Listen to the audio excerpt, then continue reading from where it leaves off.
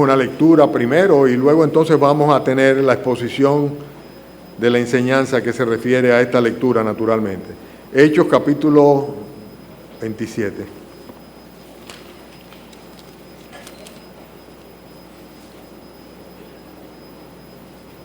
¿Estamos listos? Cuando se decidió que habíamos de navegar para Italia, entregaron a Pablo y a algunos otros presos a un centurión llamado Julio, de la compañía Augusta.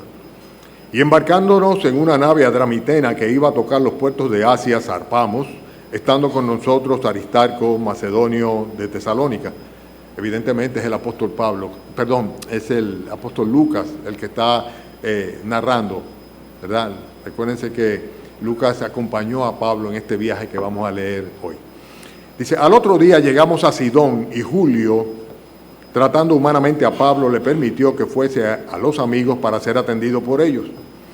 Y haciéndonos a la vela desde allí, navegamos a Sotavento de Chipre, porque los vientos eran contrarios. Y habiendo atravesado el mar, frente a Cilicia y Panfilia, arribamos a Mira, ciudad de Licia, y hallando allí el centurión, una nave alejandrina que zarpaba para Italia, nos embarcó en ella, navegando muchos días despacio y llegando a duras penas frente a Gnido, porque nos impedía el viento. Navegamos a Sotavento de Creta frente a Salmón. Y costeándola con dificultad llegamos a un lugar que llaman Buenos Puertos, cerca de la cual estaba la ciudad de Lasea. Y habiendo pasado mucho tiempo y siendo ya peligrosa la navegación por haber pasado ya el ayuno, Pablo les amonestaba diciéndoles, varones, veo que la navegación va a ser con perjuicio y mucha pérdida no solo del cargamento y de la nave, sino también de nuestras personas. Pero el centurión daba más crédito al piloto y al patrón de la nave que a lo que Pablo decía. Y siendo incómodo el puerto para invernar, la mayoría acordó zarpar también de allí por si pudiesen arribar a Fenice, puerto de Creta, que mira al nordeste y sudeste e invernar allí. Y soplando una brisa del sur, pareciéndoles que ya tenían lo que deseaban, levaron anclas e iban costeando Creta. Pero no mucho tiempo después dio contra la nave un viento huracanado llamado Euroclidón, y siendo arrebatada la nave y no pudiendo poner proa al viento, nos abandonamos a él y nos dejamos llevar. Y habiendo corrido a Sotavento de una pequeña isla llamada Clauda, con dificultad pudimos recoger el esquife. Y una vez subido a bordo, usaron de refuerzos para ceñir la nave, y teniendo temor de dar en la sirte, arribaron las velas y quedaron a la deriva. Pero siendo combatidos por una furiosa tempestad, al siguiente día empezaron a lijar. Y al tercer día, con nuestras propias manos arrojamos los aparejos de la nave, y no apareciendo el sol ni estrellas por muchos días, y acosados por una tempestad no pequeña, ya habíamos perdido toda esperanza de salvarnos. Entonces Pablo, como hacía ya mucho que no comíamos, puesto en pie en medio de ellos, dijo, habría sido por cierto conveniente, oh varones, haberme oído y no zarpar de Creta tan solo para recibir este perjuicio y pérdida. Pero ahora os exhorto a tener buen ánimo, pues no habrá ninguna pérdida de vida entre vosotros, sino solamente la nave. Porque esta noche ha estado conmigo el ángel del Dios de quien soy, a quien sirvo, diciendo, Pablo, no temas, es necesario que comparezcas ante César, y he aquí, Dios te ha concedido todos los que navegan contigo. Por tanto, oh varones, tened buen ánimo, porque yo confío en Dios que será así como se me ha dicho. Con todo es necesario que demos en alguna isla. Venida la 14ª noche y siendo llevados a través del mar Adriático, a la medianoche los marineros sospecharon que estaban cerca de tierra, y echando la sonda hallaron 20 brazas. Y pasando un poco más adelante volvieron a echar la sonda y hallaron 15 brazas. Y temiendo dar en escollos, echaron 4 anclas por la popa y ansiaban que se hiciese de día. Entonces los marineros procuraron huir de la nave y echando el esquife al mar aparentaban como que querían largar las anclas de proa. Pero Pablo dijo al centurión y a los soldados, si estos no permanecen en la nave, vosotros no podéis salvaros. Entonces los soldados cortaron las amarras del esquife y lo dejaron perderse. Cuando comenzó a amanecer, Pablo exhortaba a todos a que comiesen diciendo, este es el 14º día que veláis y permanecéis en ayunas sin comer nada. Por tanto, os ruego que comáis por vuestra salud, pues ni aun un cabello de la cabeza de ninguno de vosotros perecerá. Y habiendo dicho esto, tomó el pan y dio gracias a Dios en presencia de todos y partiéndolo, comenzó a comer. Entonces todos, teniendo ya mejor ánimo, comieron también. Éramos todas las personas de la nave 276 y satisfechos se aligeraron la nave echando el trigo al mar. Cuando se hizo de día, no reconocían la tierra, pero veían una ensenada que tenía playa, en la cual acordaron varar si pudiesen la nave. Cortando pues las anclas, las dejaron en el mar, alargando también las amarras del timón e izada al viento a la vela de proa, enfilaron hacia la playa. Pero dando en un lugar de 2 aguas, hicieron encallar la nave y la proa hincada quedó inmóvil y la popa se abría con la violencia del mar. Entonces los soldados acordaron matar a los presos para que ninguno se fugase nadando. Pero el centurión, queriendo salvar a Pablo, les impidió este intento y mandó que los que pudiesen nadar se echasen los primeros y saliesen a tierra. Y los demás parten tablas, parten cosas de las naves. Y así aconteció que todos se salvaron saliendo a tierra. Bendita sea la misericordia y la gracia del Señor. Hermanos, Dios había decidido definitivamente que Pablo tenía que ir a Roma, tenía que ir donde el César de Roma y tenía que predicar allá, en ese lugar. Y de hecho se lo había confirmado antes, en el capítulo 23, versículo 11, le dice: ten ánimo, Pablo, porque es necesario que así como has predicado y testificado en Jerusalén, también lo hagas en Roma. O sea que era una decisión divina y cuando Dios decide algo no hay nada que lo pueda parar.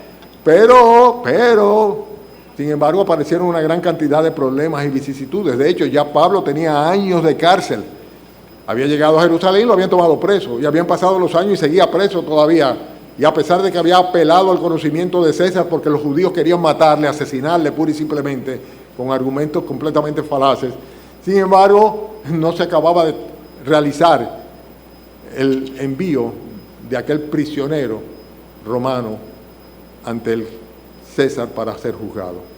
El hecho es que finalmente, después de años de cárcel, pues vemos que se producía la partida hacia Roma. Pero fíjense cómo aparecen una serie de conflictos adicionales a los tropiezos que había tenido antes para que se cumpla el propósito de Dios en la vida de Pablo y a través de Pablo en la vida de todos aquellos que tendrían contacto con él. El hecho es que aparecen una serie de tempestades, una serie de vicisitudes, y así es nuestras vidas también. Nosotros perfectamente bien podemos sentirnos cómodos, podemos sentirnos dentro de la voluntad de Dios, y no simplemente dentro de la voluntad permisiva de Dios, sino dentro de su voluntad perfecta, con el propósito de obedecerle y hacer lo que le agrada a Él, y sin embargo de un momento a otro aparecen tempestades en las vidas nuestras. Nosotros vemos acá que cuando uno menos se las espera, es que estas tempestades aparecen. Dice aquí en el versículo 4 que los vientos le eran contrarios. Apenas estaban zarpando y ya arrancando la travesía, los vientos le eran contrarios. Terminan tratando de ir cubriéndose con la misma costa para llegar a un determinado lugar. Pero dice el versículo 7 que navegando muchos días despacio y llegando a duras penas frente a Gnido, dice, tenían el inconveniente de que el viento les impedía avanzar. Dice, nos impedía el viento.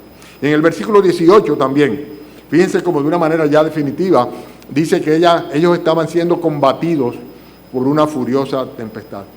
Cuando tú menos te los esperas en tu vida vienen problemas grandes, tormentas grandes, tempestades grandes que sencillamente te desbalancean, te sacan de la dirección o del propósito de la meta o del deseo que tú tienes, aun cuando este sea cumplir con la voluntad de Dios. Las tormentas en la vida, las tempestades, son algo normal, por así decirlo, en la vida de los creyentes. Suceden normalmente, o muchas veces, cuando aún estamos cumpliendo la voluntad de Dios. Y él lo que quería, Pablo, era simplemente llegar a Roma, ¿verdad?, para comparecer ante César, para poder dar testimonio de Jesucristo y llevar a la cabeza del imperio el Evangelio de Cristo. Y sin embargo, ahí venían las tempestades sobre él. Nosotros vemos, además de eso, de que estas tempestades con frecuencia son permitidas por Dios con propósitos que nosotros no llegamos a comprender. Porque mi lógica racional dice, bueno, si yo estoy haciendo la voluntad de Dios, si estoy yendo en el momento que Dios quiere, como Él quiere, acompañado de quien Él quiere, Entonces, ¿por qué tanto problema? ¿Por qué tantos vientos contrarios? ¿Por qué tantas dificultades? ¿Por qué tantas tempestades están llegando a mi vida? Bueno, la respuesta es, no sabemos.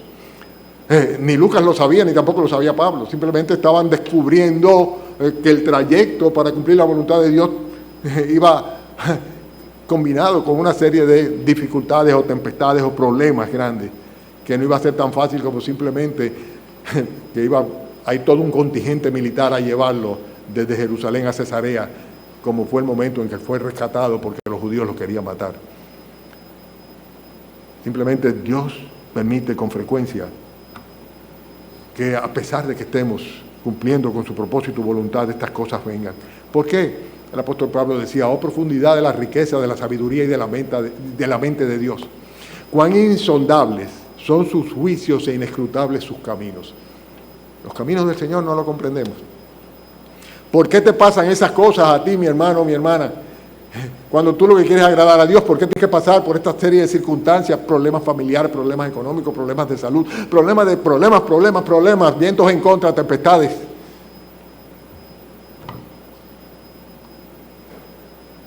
Dios sabe, Dios lo permite. Pero hay ocasiones en las cuales suceden, ustedes saben por qué, porque hacemos caso omiso, obviamos las indicaciones de Dios. Es lo que sucedería aquí en este caso. Fíjense en el versículo 10, cómo el apóstol Pablo le dice a los hermanos que están en este lugar y esperando a ver hasta que vengan mejores tiempos, porque ya venía la época ciclónica, la época del invierno. Y entonces le dice en el versículo 10, varones, veo que la navegación va a ser con perjuicio y con mucha pérdida. ¿De quién venía esta visión de Pablo? Venía del Señor. Cuando él dice, veo que esta navegación va a ser con perjuicio y mucha pérdida, era porque el Señor se lo había mostrado sin lugar a duda. Así tenemos nosotros la revelación de la palabra de Dios, traída por los apóstoles también, porque el Señor se ha revelado a los apóstoles para que ellos a su vez pues dejen constancia de esa revelación a nosotros y tenemos su palabra. Y muchas veces nos vemos en problemas y en dificultades, en las tempestades que aparecen como consecuencia de que hacemos caso omiso a lo que la palabra de Dios dice. En este caso, Pablo estaba hablando, siendo guiado y dirigido por el Espíritu Santo, sin lugar a duda. Pero, ¿qué sucede? Que sencillamente la opinión de la mayoría o los criterios humanos, de evaluación humanos, sobrepasan o prevalecen por encima del consejo de Dios. ¿De qué estoy hablando? ¿Cuántas veces nosotros preferimos acudir a la asistencia humana, sea por problemas de salud, o sea por problemas de conflictos, o sea por problemas de escasez, o sea por problemas de diferentes tipos de crisis por las cuales pasamos en la vida nosotros y los que amamos, nuestros familiares? Y no se nos ocurre que donde primero tenemos que ir es a la palabra de Dios, delante de Dios. Ahí es donde tenemos que acudir precisamente. Fíjense lo que pasa en el versículo 11. Dice que Pablo le recomienda que mejor es que se queden ahí, en ese lugar donde estaban en Creta. Y dice el versículo 11, el centurión daba más crédito al piloto y al patrón de la nave que a lo que Pablo decía. Pablo le decía, es bueno que nos quedemos aquí tranquilos, que no naveguemos en este tiempo. Pero ¿qué dice aquí? Que había una mayoría, y la mayoría reemplazó el consejo de Dios. Y esto diría, bueno, pues esto es de sentido común. La misma Biblia dice que es buena la multitud de consejos. Sí, la multitud de consejos es sabia, debemos buscarla siempre. Pero ¿cuál consejo? ¿El de la mayoría? Aquellos consejos que se contradicen con lo que Dios está indicando en su palabra, porque Pablo no estaba por su propia cuenta. Ni él era marinero, ni mucho menos, ni pretendía estar guiando la nave. Pero sin embargo, era un hombre que estaba guiado por Dios. Que lo que estaba diciendo no venía de sí mismo, sino de Dios. Pero la mayoría, tengan cuidado con las mayorías, porque la mayoría es precisamente lo que el diablo maneja, increíblemente. Al diablo les encantan las mayorías, ¿verdad? Para manifestarse a través de ellas. Es necesario tener convicciones personales, criterios propios, y estos criterios propios estar basados en lo que la palabra de Dios nos indica, en la voluntad de Dios. Y cuando necesitamos tomar decisiones, tenemos que ir delante del Señor y no preguntarle a la mayoría, no preguntarle a los incrédulos. Este hombre, muy bien intencionado, en cierta manera, yo diría que pro Pablo, o sea, favorable a Pablo, pero sin embargo él daba más crédito al patrón de la nave y al piloto. En otras palabras, dijo, bueno, Pablo, tú de eso no sabes. ¿Sabes una cosa? Eso pasa mucho a los creyentes. A los creyentes. En vez de buscar el consejo de Dios, prefieren ir a buscarlo fuera. Se llevan más de las personas que no son guiadas por el Espíritu Santo, que no tienen la referencia bíblica, le dicen que lo que el consejo de Dios manda en su palabra. Y muchas veces inclusive descartan la consejería. ¿Por qué no vienen a consejería?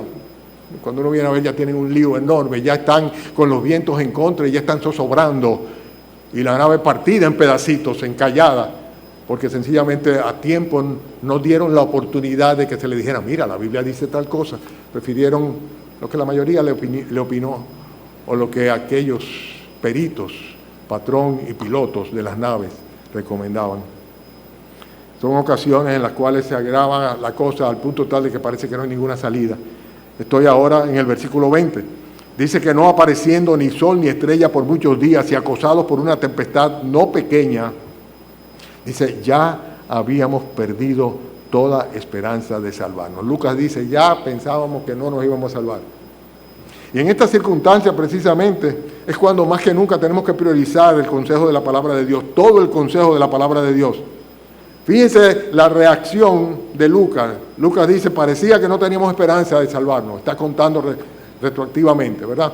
Pero sin embargo nosotros vemos que en este momento específicamente es cuando, si nosotros priorizamos la palabra de Dios, todo el consejo de Dios, entonces las cosas van a comenzar a caminar bien. Dice el versículo 21, que entonces Pablo, como hacía ya mucho tiempo, mucho que no comíamos, que el tiempo lo puse yo, como hacía mucho que no comíamos, puesto en pie en medio de ellos, dijo, a mí no me gusta decir te lo dije, pero te lo dije.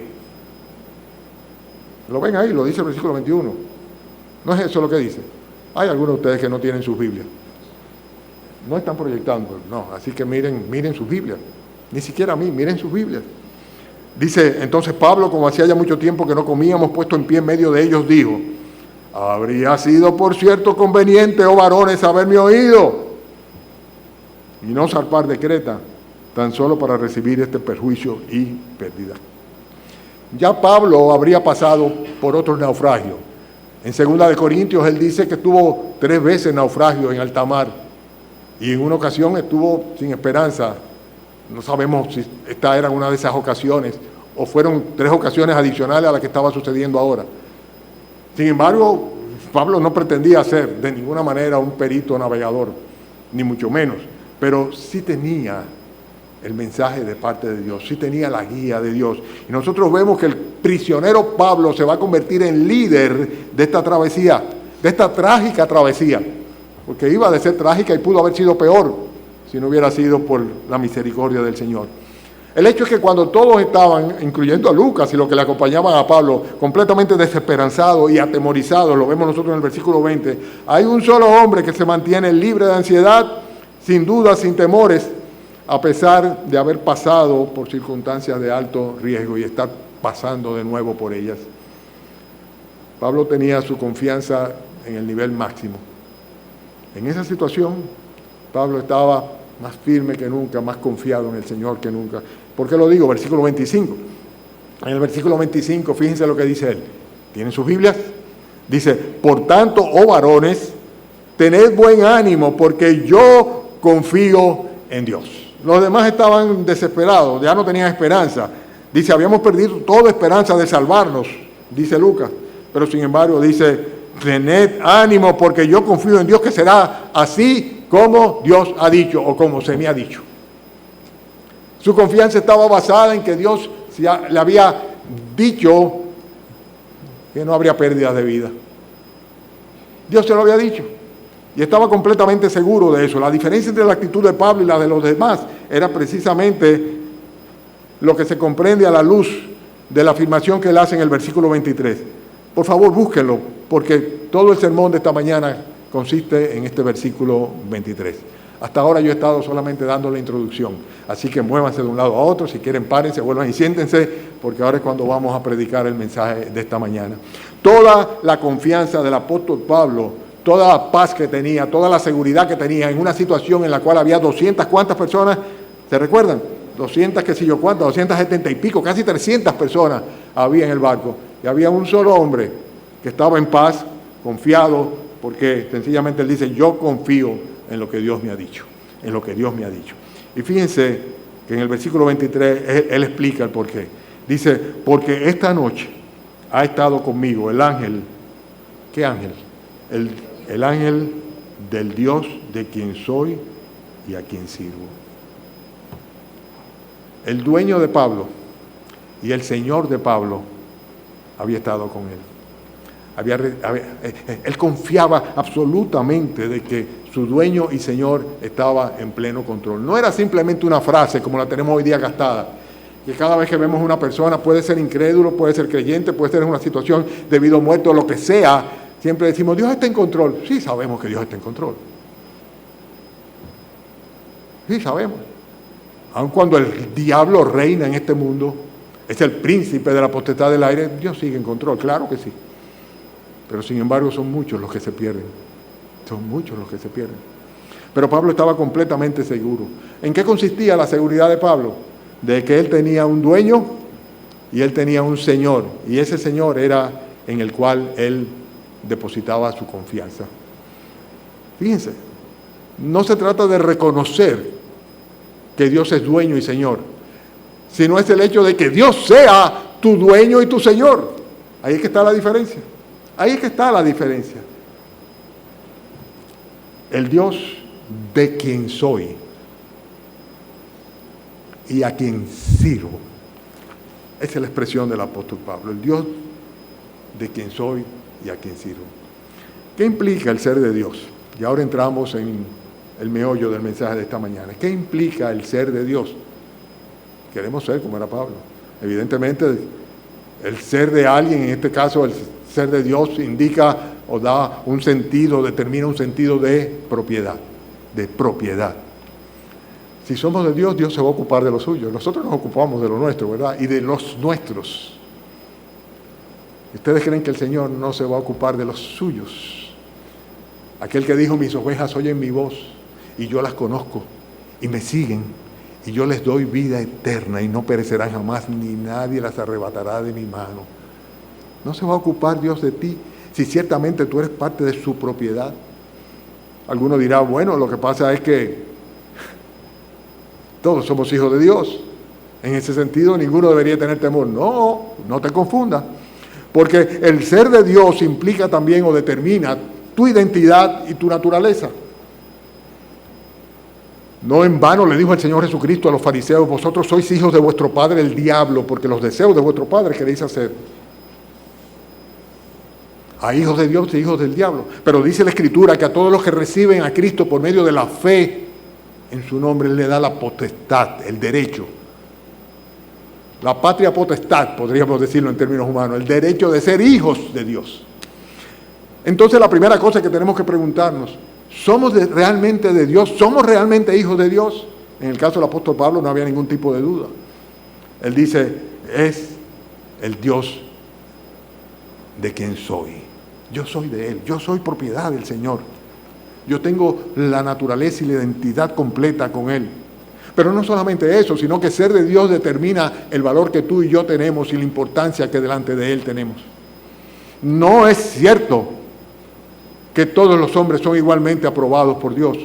La Biblia dice que no es aprobado aquel que se alaba a sí mismo, sino aquel a quien Dios alaba.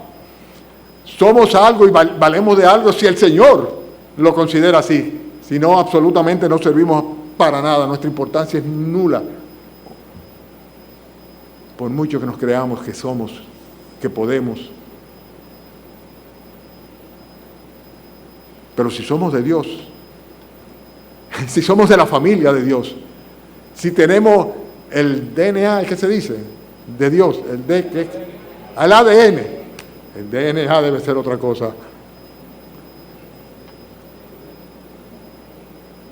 Eso es otra cosa. Si tenemos el ADN del Señor Jesucristo, es otra cosa. Si somos realmente de Dios, de la familia de Dios.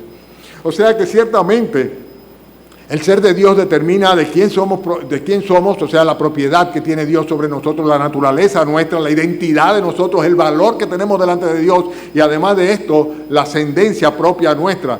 Como dice el apóstol Pablo acá en el versículo 23, el Dios de quien soy y a quien sirve ha estado conmigo. Porque ciertamente si Dios es por nosotros, ¿qué dice la Escritura? ¿Quién puede contra nosotros? Si Dios es con y por nosotros, ¿quién puede contra nosotros? Consecuentemente, el ser de Dios determina también el tipo de privilegios que tenemos.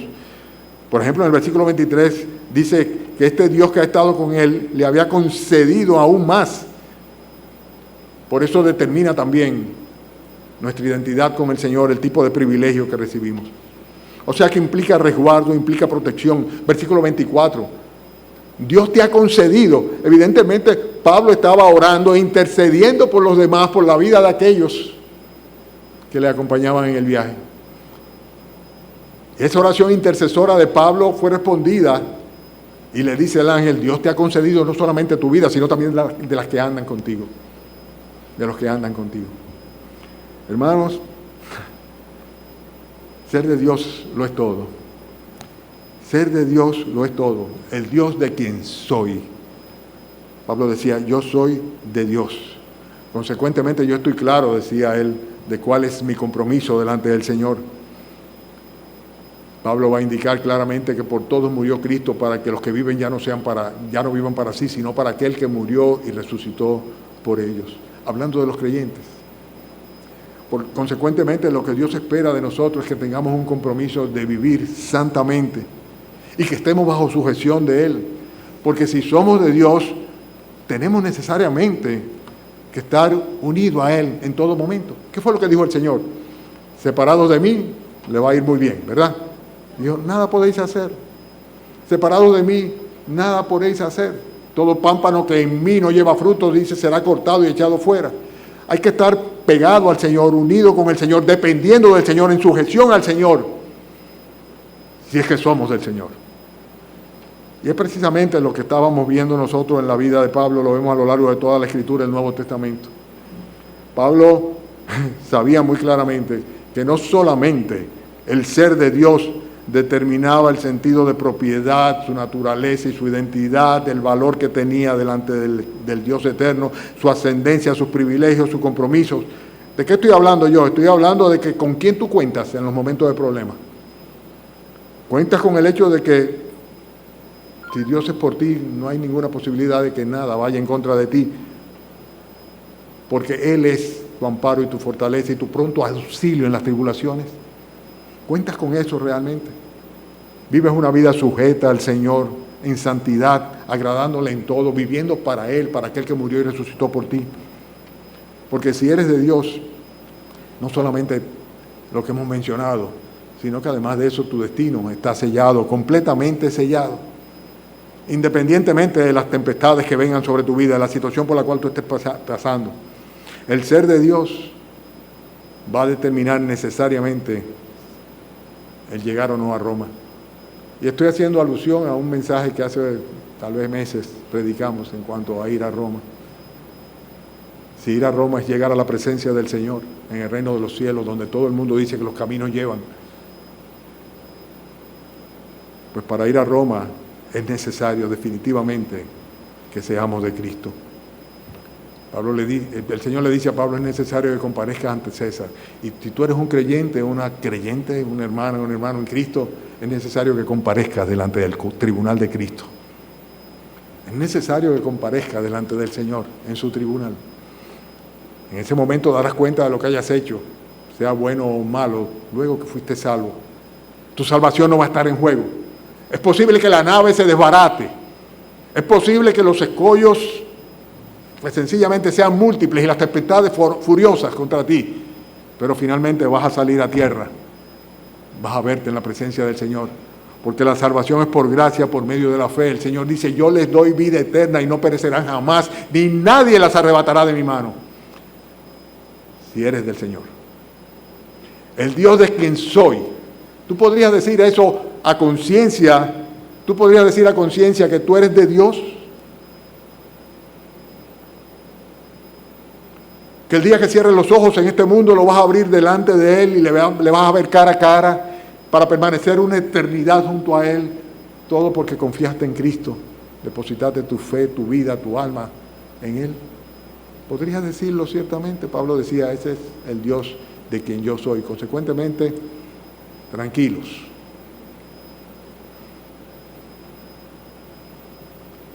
El prisionero se estaba convirtiendo en el líder de la expedición. Aún el propio Julio, el tribuno, lo que fuera, ya no me acuerdo. No, ¿cómo era qué dice que era Julio?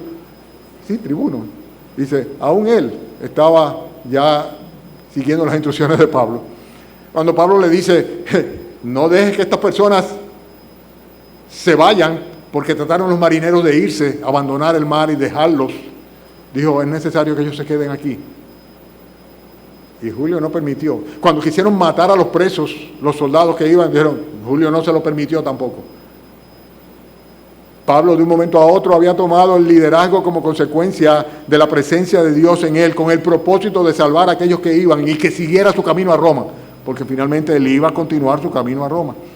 Y el ser de Dios es lo que explica la tranquilidad y la confianza de Pablo en medio de las tempestades de la vida, en medio de las situaciones de peligro.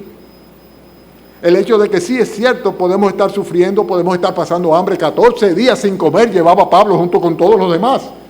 No estaba muy bien. Yo me imagino el bamboleo de las olas en medio de esa nave, el temor, la aprensión, el grito de los niños que iban con ellos y de las mujeres y de los propios hombres, los marineros desesperados y no poder controlar nada. Todos se tuvieron que involucrar y comenzar a botar al mar todo lo que había arriba del barco.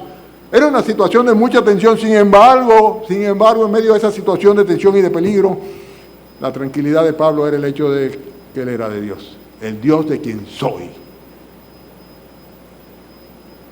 Él me ha hablado, Él me ha indicado. Pero no solamente eso, sino que dice también el Dios de quien soy y a quien sirvo. Lo que estamos enfocando esta mañana es, ¿qué es lo que es ser de Dios? ¿Puedes tú decir yo soy de Dios?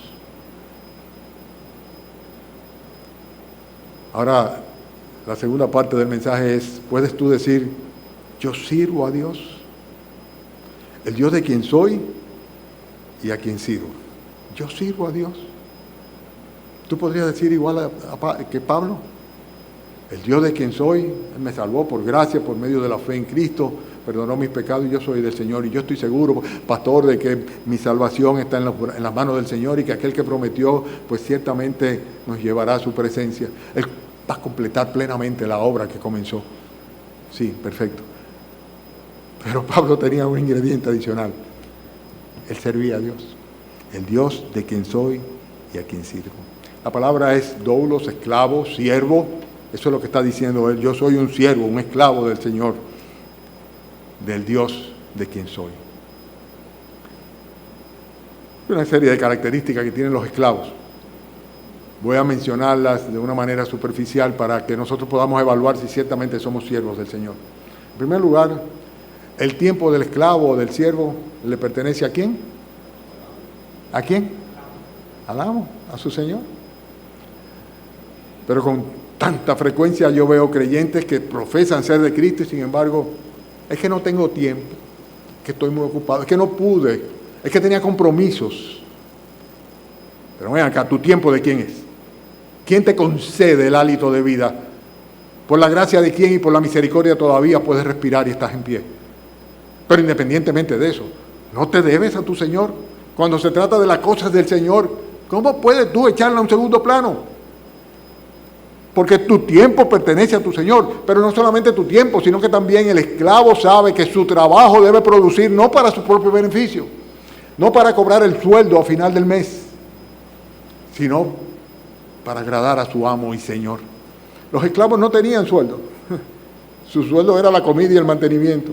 Pero realmente todo lo que producían, y habían unos esclavos más productivos que otros, consecuentemente tenían más el favor de sus amos que otros, pero sea como sea, todo lo que produjeran en la encomienda que se les diera o en la labor que llevaran a cabo, en el pedazo de la grey o de la mies en que trabajaban, era productivo para su Señor. Ustedes lo ven en el ejemplo de José en Egipto. O sea, en la casa de Potifar iba en coche porque él estaba administrando bien los bienes de su Señor, para el provecho de su Señor. Los esclavos producían para el Señor. Y la pregunta que nos debemos hacer nosotros hoy día es, ¿el trabajo diario, cotidiano que yo hago, es productivo para el Señor? ¿Trae la gloria de mi Señor? ¿Se enaltece el nombre del Señor? ¿Se ensancha, se engrandece el reino del Señor? ¿Le produce algo mi vida, mi trabajo, mi esfuerzo al Señor? ¿O solamente para mí? Para los míos, para mis intereses, que siempre van a ser espurios y temporales. Servir a Dios, poder decir el Dios de quien soy y a quien sirvo, implica necesariamente que nosotros produzcamos fruto para el Señor. Pero no solamente eso, sino que un siervo reconoce sin problema la autoridad de su Señor. No tiene problema de sujeción. Tal vez si las esposas comprendieran esto, les fuera mucho más fácil someterse a sus esposos. ¿Por qué? Porque la Biblia dice, casadas estáis sujetas a sus maridos, así como al Señor.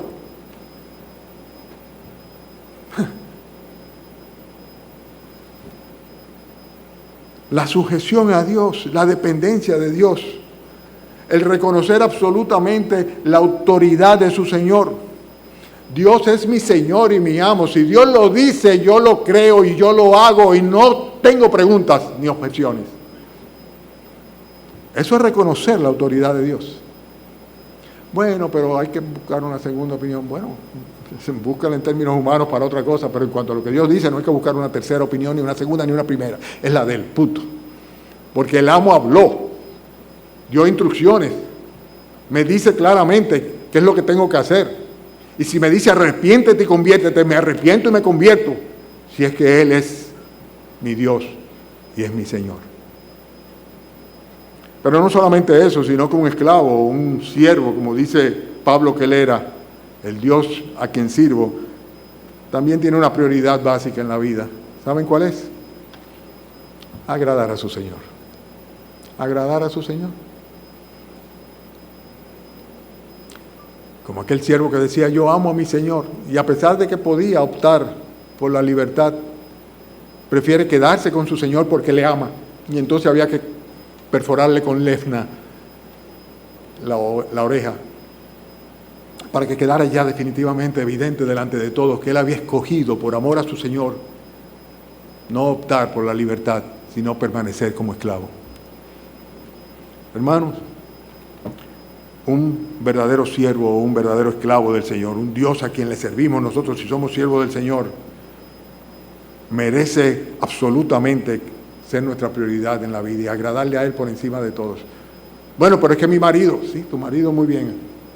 La mujer debe tratar de agradar a su marido, el marido agradar a su mujer, y los hijos a los padres, y los siervos a sus señores. Todo eso está muy bien, pero no caigamos en el error de decir es corbán, mi ofrenda a Dios lo que puede o debo ofrecer a mis padres. En otras palabras, no hay que entrar en conflicto, sigue estando Dios por encima de todo, porque Él es mi Señor. Él es mi Señor. A veces me pregunto si esa dualidad o la falta de criterio o de firmeza en cuanto a nuestra devoción y dependencia y fidelidad y servicio al Señor no es lo que se convierte en un gran tropiezo dentro de nuestra familia. Porque veo una ambivalencia. Un día somos muy cristianitos, sobre todo domingo en la mañana. Pero luego durante la semana, bueno, los que están en la iglesia no me ven, pero mi familia sí me ve. Mi familia sabe si mi fe, mi firmeza y mi dependencia de Dios y mi testimonio de Dios y mi trabajo y mis prioridades están alineadas con la perfecta voluntad de Dios y con lo que dice la palabra del Señor. De eso es que se trata, hermano. Pablo podía decir, Él es el Dios de quien soy y Él es el Dios de quien sirvo, a quien sirvo. Pero lo podemos decir ciertamente nosotros. El siervo sabe que sus talentos, sus recursos deben ser utilizados para provecho de su Señor y no para beneficio propio ni de nuestros bolsillos, ni de nuestras agendas, ni de nuestras prioridades, ni de los que nosotros sencillamente queremos beneficiar con ellos. Un esclavo o un siervo sabe que la riqueza de su Señor es la prosperidad suya. La gloria de Cristo, la gloria, el que Cristo sea exaltado, se constituye en el gozo, la bendición y la prosperidad de los hijos de Dios. Dios no necesita nuestra grandeza. Nosotros necesitamos la de Él. Nosotros necesitamos exaltarle por eso. Consecuentemente, un siervo sabe que representar a su Señor es un honor. Y lo tiene presente. Y trata de no meter la pata, de mantener un testimonio limpio delante de los hombres y delante del Señor. ¿Por qué? Porque es el Dios a quien sirve. A Pablo le pasaba simplemente que su confianza y su esperanza estaban puestos en lo que la palabra de Dios le había dicho. Dios le mandó un ángel en este caso. A nosotros nos ha mandado ángeles, nos ha mandado profetas, nos ha mandado apóstoles, nos ha mandado... Lo tenemos aquí para que nos digan exactamente cuál es su voluntad y cuáles son sus planes para con nosotros. Para que nos diga qué es lo que debemos hacer y qué es lo que espera como Señor y amo de nosotros. Un esclavo tiene su confianza y su esperanza basada en la palabra de Dios. Pablo decía, versículo 25, por tanto, oh varones, tened buen ánimo, porque yo confío en Dios, que será así como se me ha dicho. No hay duda, si Dios lo dice, amén. Así va a ser, así va a ser. Concluyo con lo siguiente. En nuestras vidas nos encontramos con los vientos en contra, muchas veces cuando menos lo imaginamos. En tempestades, problemas, cosas que nos agobian, que nos quitan el gozo, que nos atribulan, que nos quitan el sueño. Problemas de diferentes naturalezas, diferentes tipos de conflictos o riesgos, aún de muerte. Y en todas estas circunstancias nosotros tenemos la posibilidad de mantener la calma, la paz interior, si nosotros ciertamente tenemos a Dios como nuestro amo y Señor, como nuestro dueño, y si somos siervos de Él y nos consagramos a Él. Tú puedes mantener la calma confiando en el Dios de quien eres y a quien sirves, si es ese tu caso. Ahora, la pregunta es la siguiente, ¿tienes la seguridad de que eres propiedad de Dios? Porque todo parte de eso, ¿no? El Dios de quien soy. ¿Eres de Dios? ¿Tienes dudas? Entonces, acude a Él. Hazlo ahora. Ahora vamos a orar. Vamos a inclinar nuestros rostros. Los ojos van a estar cerrados.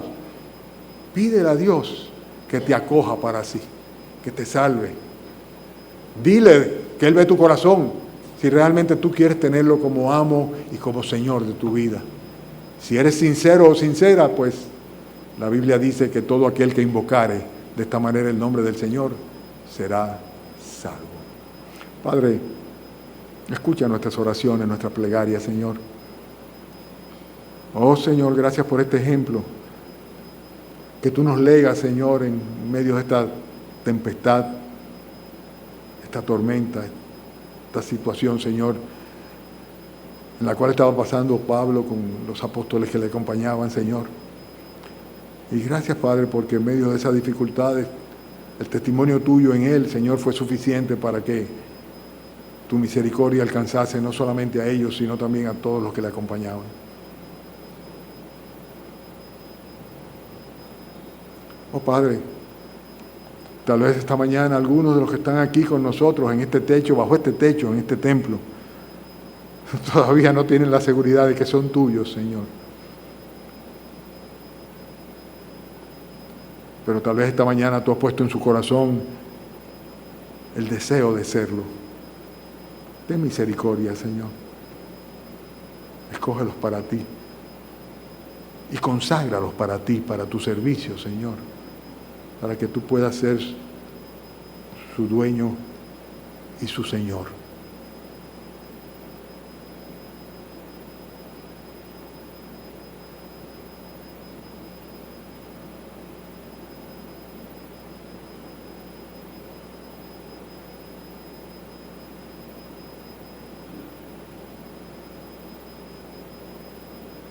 Padre amado, gracias, Señor, por oír nuestras oraciones, Señor, por prestarnos atención. Ahora, Señor, rogamos que tú permitas que esta tarde podamos de nuevo regresar, compartir el pan en la Santa Cena, ser edificados en tu palabra, Señor, y continuar dedicándote este día precioso a ti, Señor.